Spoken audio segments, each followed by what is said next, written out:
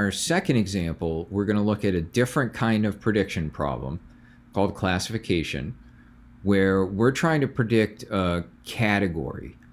And the example that I have here is a cancer data set where we have 30 different measures of tumors and a target column that is either a 0 or a 1, indicative of whether the tumor was cancerous or benign.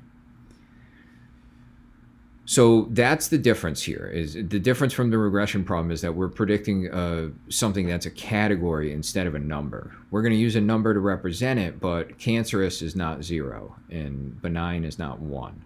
All right, those are just kind of numeric stand-ins here.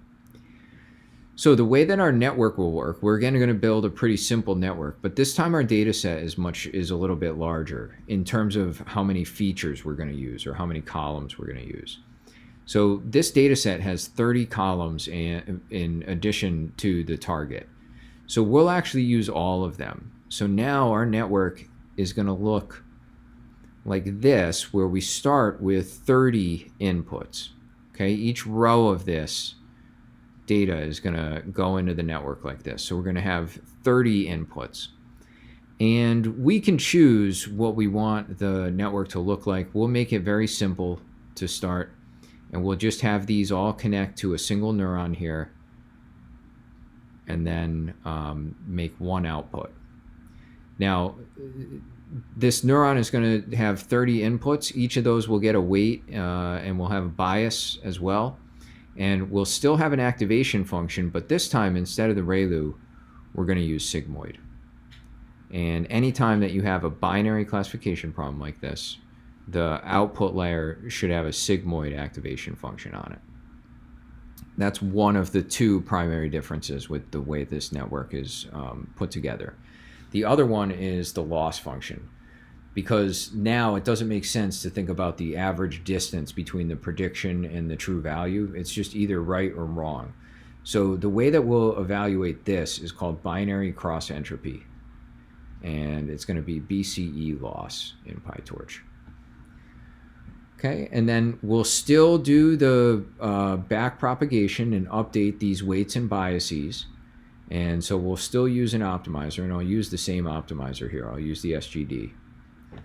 Okay, but the main difference is going to be that we're going to have a sigmoid activation function and binary cross entropy loss to evaluate the predictions. One of the other things to note, and we'll see this in just a second after we train the network, but these outputs are actually going to be probabilities.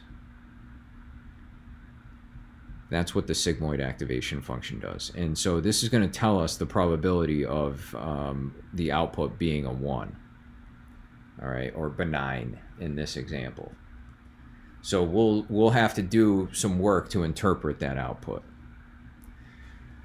All right, but same basic procedure as the last example. We'll create a model, and here we're using a linear layer with 30 input features. Again, because there's 30 columns of data, we'll just spit out one thing. We'll pass that through the sigmoid, and then we'll evaluate the predictions. Here I'm just creating X and Y, right? Same thing, just create X and Y and turn them into PyTorch tensors. Again, note the data type. We need our loss function and our optimizer. Now here I instead used a little bit larger learning rate, a learning rate of 0.1. Again, that's something that you can play around with depending on how the training goes. We still need to standardize our data, so I did the same thing here, scale our data. So I subtract the mean and divide by the standard deviation. And again, we train it for 1,000 epochs, pass the data through the model, evaluate those predictions, clear out those gradients, pass that information backwards. Here we're keeping track of the loss, and then we're stepping in the direction of less binary cross entropy. All right, it's just a different loss, but it's the same thing. We want that to go down every iteration. And again, if we look at the plot of our loss function this time, it doesn't decrease as dramatically, but it's still going down, and that's a good thing. Like, we're still seeing a decrease in error as we train this network. Okay, so then to look at those predictions, again, the output is a probability. So when we pass the data through and we look at those first 10 rows of predictions, these decimals just mean that we're going to interpret this as the probability of something being a 1. So anywhere, I'm going to use a 50% cutoff. If it's greater than 50%, I'll say it's a 1. If it's less, I'll say it's a 0. And so that's what I'm doing here is this is just a built-in PyTorch function, and you pass a condition. So wherever that thing is great, the output is greater than 0.5, it's a 1, otherwise a 0.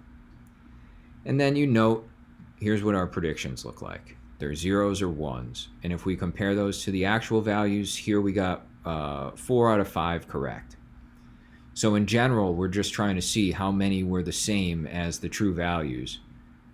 And then those will be Boolean, so we can just add them together and divide by the total number. And you see we got 92.27 correct. Okay, and that's a classification problem. So much of it is the same. There's just those two differences where we have a different output activation function and a different loss function. All right, but for every binary classification problem, you can use the sigmoid as the output activation and binary cross entropy as your loss function.